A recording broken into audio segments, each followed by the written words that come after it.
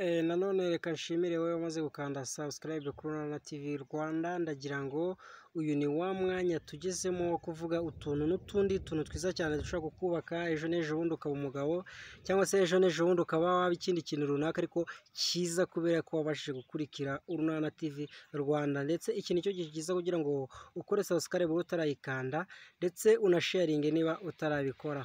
Ndagira ngo dutangire, ubu tugiye muri top 20 top 10.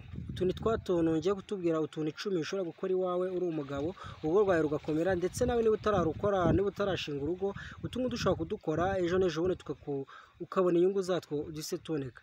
Ubu ngubu tukaba ngiye kubabwira ibintu 10 abagore bakunda ushobora gukora mu muryango wawe, ukiyubaka ugakomera, ukaba umuryango mwiza ndetse ukaba umuryango turebye. Ubwo niko nashaka kuvuga.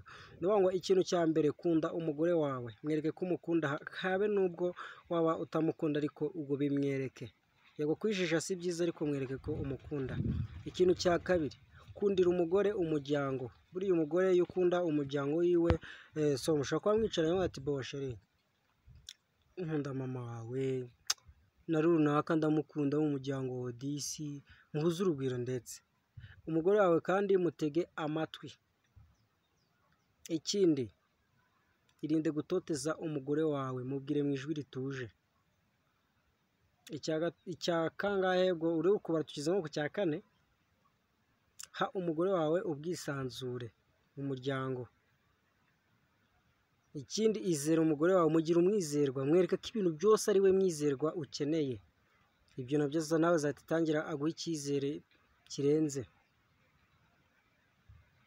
Ikindi, ntugatinye kumushyira kuri status yawe, habone nubwo yaba ari mubi.